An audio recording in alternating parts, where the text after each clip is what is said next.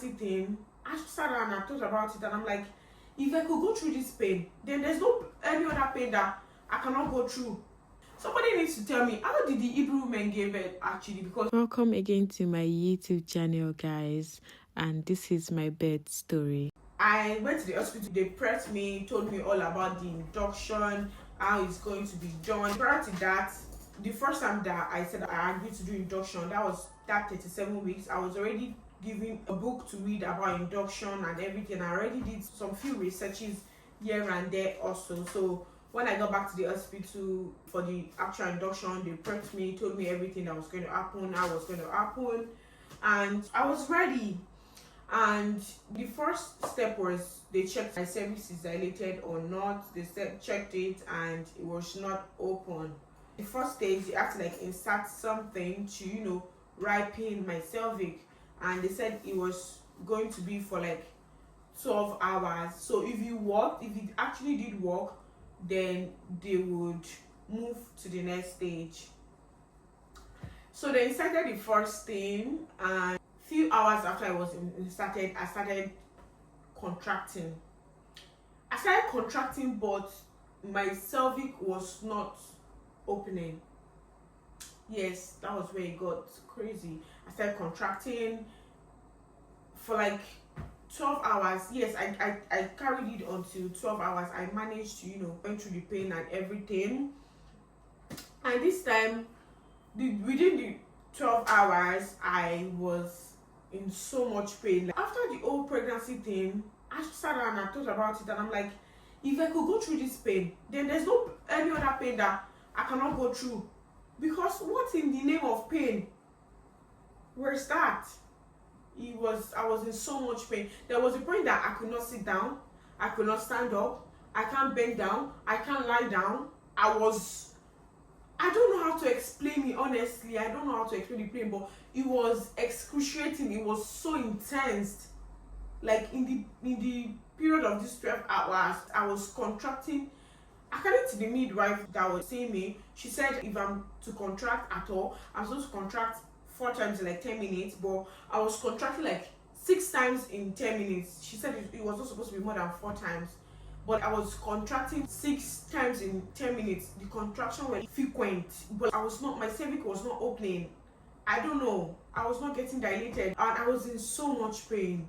They said, oh, you can take a walk, you calm yourself, you can go to the shower, have a shower, do this, do that. You can do some exercise so that you're not just in one position and feeling all the pain.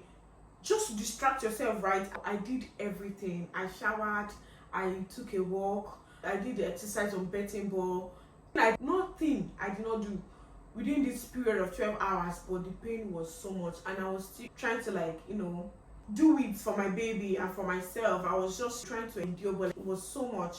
I did it. Thankfully, I was able to move past the 12 hours, and after 12 hours that they checked, my cervix was opened a bit, but not fully open. So they said I have to go for another 12 hours, and this time the level of the second is more than the first one. So they said that one too was going to take another 12 hours.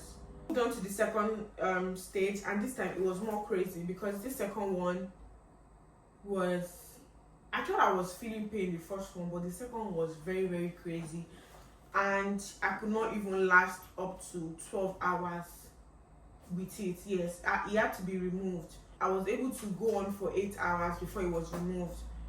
This pain was like ×2 of the first pain. It was so much. Got so good during all this contraction and everything.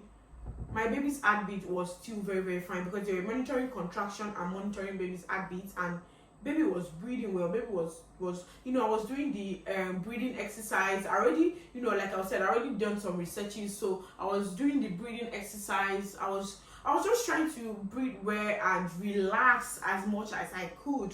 And at a point during the 8 hours, I was able to sleep for like 30 minutes, and that was the best 30 minutes, that 8 hours, because I slept and I felt okay. During this 8 hours, they saw that the contraction was getting too much, and they had to take it out because the pain was too much, the contraction was too much, and I was not progressing in terms of, dilation. It wasn't, the progression was not as it should be.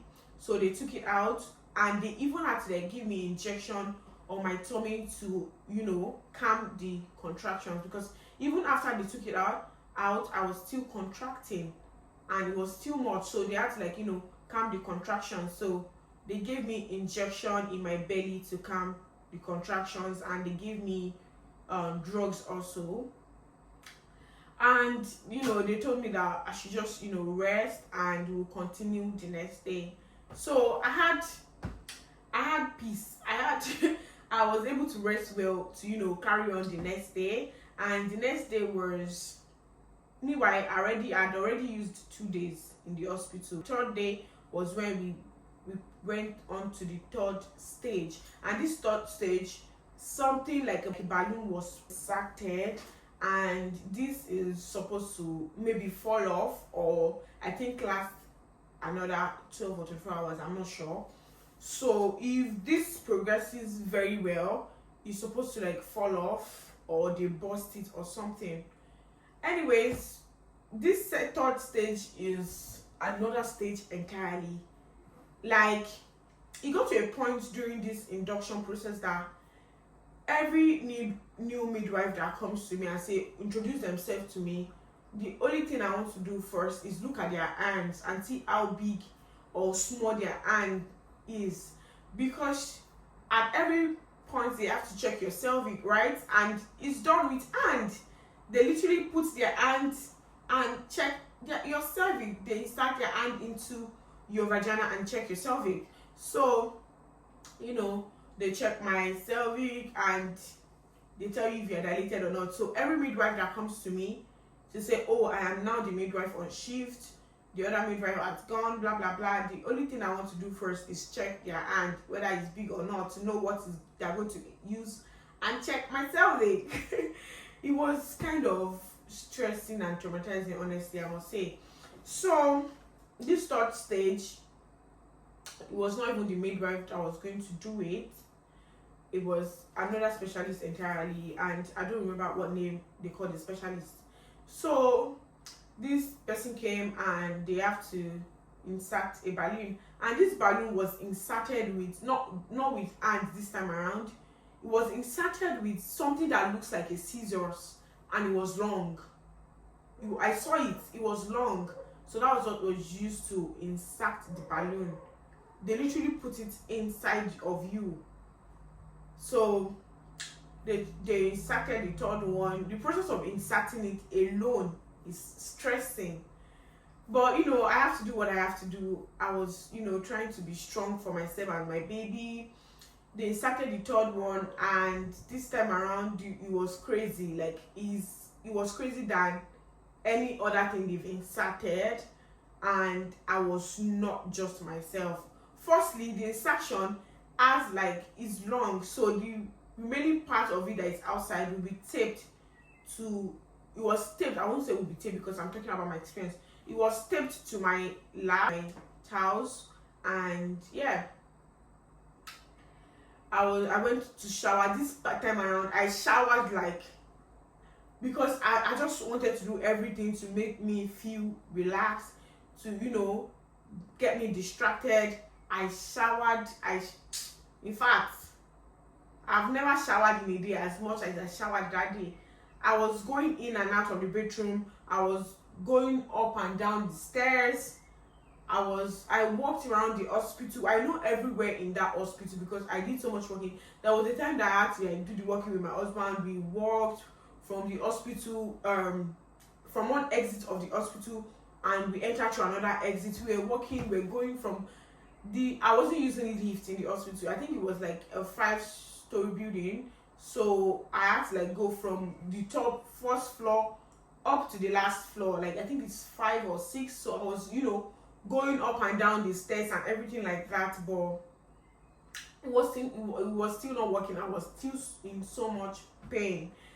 But anyways, after the third step, they came and they came to check if it was progressing, and some of the time they had to be on the bed. I could not move at all, and they had to monitor the baby, monitor contraction. it was really, really crazy. The contractions were coming.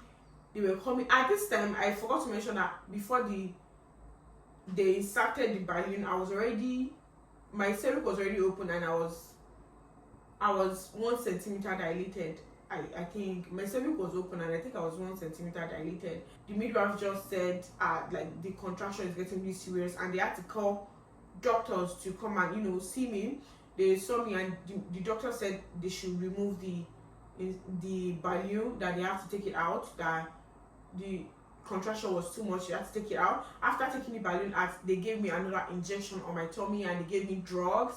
They gave me different drugs, they like pain relief. So they gave me another injection on my tummy, and they gave me drugs. And this time around, they had to give me what's it called? They had to give me drip, because during the time that I was in hospital, they were constantly checking my blood sugar level. Before they removed it, the doctor said they should check my blood sugar. They checked my blood sugar, and it was very, very low, like very, very low. For somebody that has gestational diabetes, how did my blood sugar become so low without taking anything? And I was eating fine. So they checked my blood sugar, and it was very, very low, and they had to give me glucose. So I was given glucose drips. I didn't tell any of my friends. I didn't tell anybody close to us.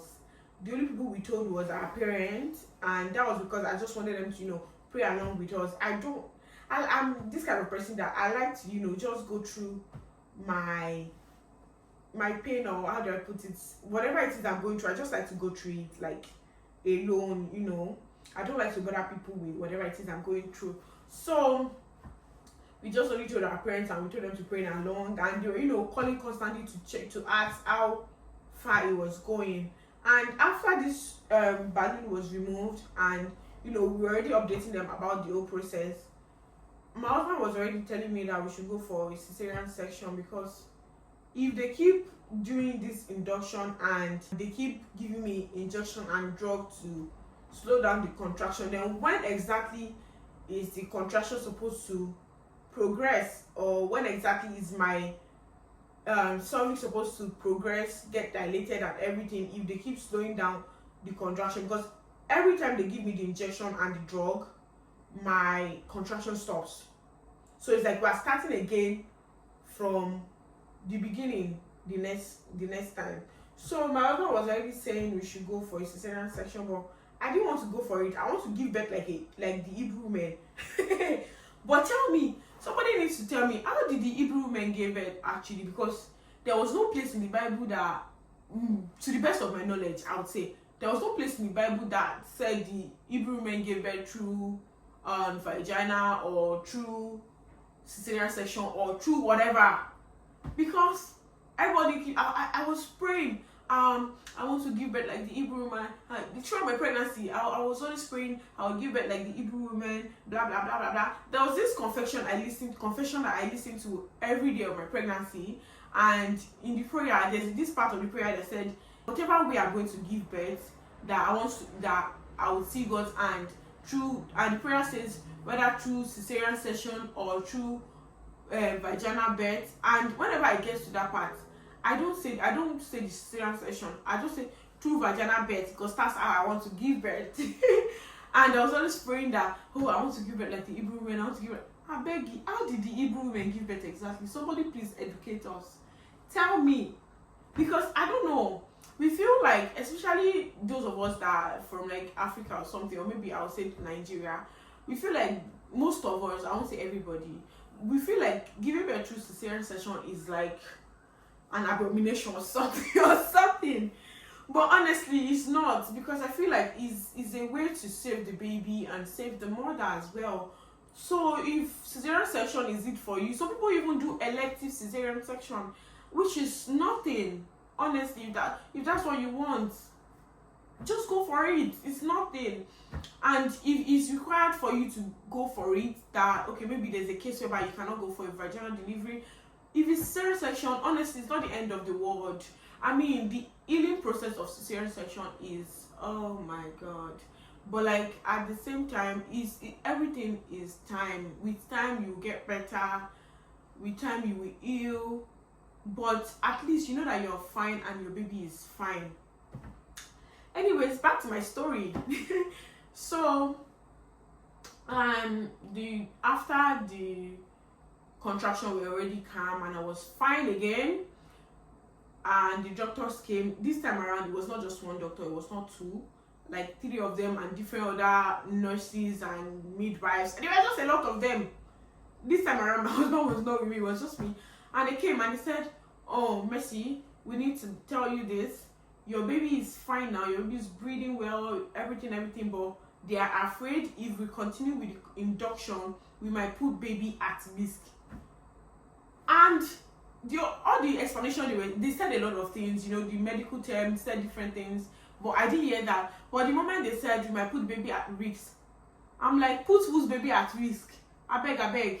I'm doing this induction for my baby and myself, obviously.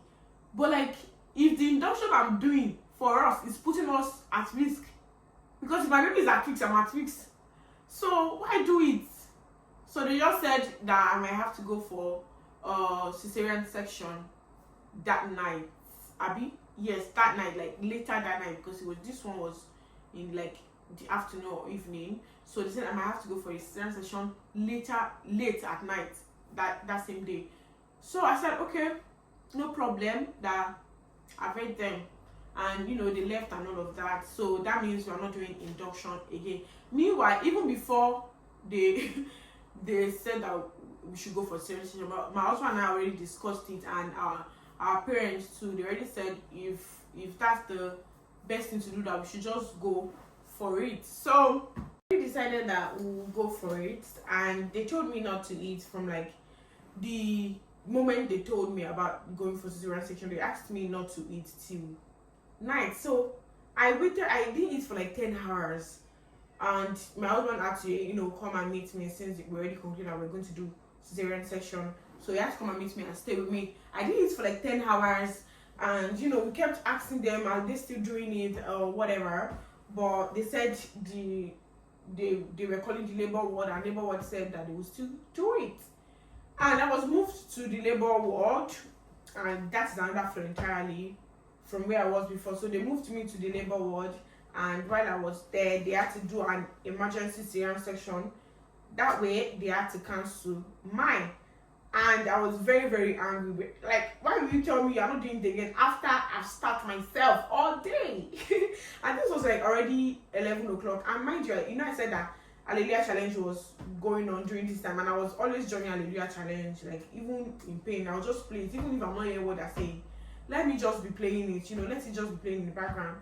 Anyways, and later they apologized and told me they're very sorry, and they would do my own cesarean session first thing. I'll be the first person that they will do the cesarean session for in the morning. And this cesarean session was elective. It was not emergency cesarean session because, you know, baby was fine before we made the decision. It's not a case whereby baby was in distress and they had to, like, you know, take baby out immediately. Because I did not want anything like that, we just opted for cesarean section. So I ate, and you know, back in my mind I was thinking, oh, maybe God just wants to, you know, make my baby come vaginally, like wants baby to come by herself, that they won't have to, you know, do a cesarean session. That was what was in my head. And this particular Hallelujah Challenge this night, I think I did a Snapchat video during the Hallelujah Challenge. If I find it, I will just attach it in this video.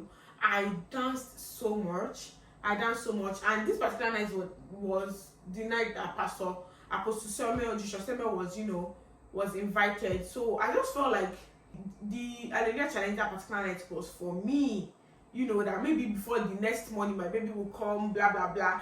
Back somewhere in my mind, I still didn't want to do this cesarean session, but like I want to do it, but I still don't want to do it. Do you get what I'm saying? So I was hoping that maybe before the morning my baby will come. Anyways, we slept, and the next morning I realized that, oh, baby is not coming yet. Baby is still, you know, enjoying in there. But you know, we had to take baby out because baby was getting big. So, and in the morning they came, they prepped us, told us all about it. We met the specialist, we met the midwife, blah blah blah like that. They gave us a form to fill and sign, and we did. And they wheeled me to the theater. We got to the theater, and everybody introduced themselves to me. My husband was there with me, obviously. They gave him his own gown, shirt and trousers to shall wear shirt, so they gave it to him to wear, and we're all there. They gave me the what's it called, final injection. I can't remember the name right now. So they gave it to me, and they asked me if I would like to play any music. I played. I told my husband, there's this Cesarean video on YouTube that I've been watching on YouTube that I've been listening to since the beginning of the induction. So I just told my husband to play it, because when the glory comes, there'll be no word to say. Whoa! I just to play the worship for me in the background. Let me keep listening to that. And behold, they started the Cesarean section, and in no time they brought my baby out. Throughout this process, I was awake, and I was myself and my husband were just joking. My husband was trying to distract me, and he was just cracking joke, and I was laughing. And they brought our baby out. Baby came out, and everything was fine. Mommy is fine. Baby was fine. Mommy fine. Daddy fine. And when I had my baby, when I saw my baby, like the first time I saw my baby, I'm like, how would I have given birth to this baby myself? My baby is big. My baby is big, like right from birth. She has been big. Like I saw the head, I'm like, I see. Now your papa head you can't recall, because what did he? So like when I gave birth to her, she was big, and I'm like, God really knows what he was doing, because there was no way I would have pushed this big baby by myself without any tail or whatever, and the tail would have been much, because no. But and at the time of birth, my baby was 4.1 kg. So imagine how big she was. I'm just like grateful to God. God already had everything planned out, honestly. So it was just for us to go along with his plan, whether vaginal delivery or cesarean section. God already had everything planned, and even with cesarean section, I still gave her like a little woman, because baby is fine. Mommy is fine. Honestly, there are some things that I just sit down and think about it, that we say during pregnancy, like without knowing. I remember that I was trying to give birth to my baby at 37 weeks, and I was always praying since the beginning of my pregnancy. The confession I listened to every day, I was always praying, I'll carry my baby to full term, I'll carry my baby to 40 weeks, blah blah blah blah blah. Until later in pregnancy, and I realized that it's like I'm tired though, and I was trying everything I could to have baby early.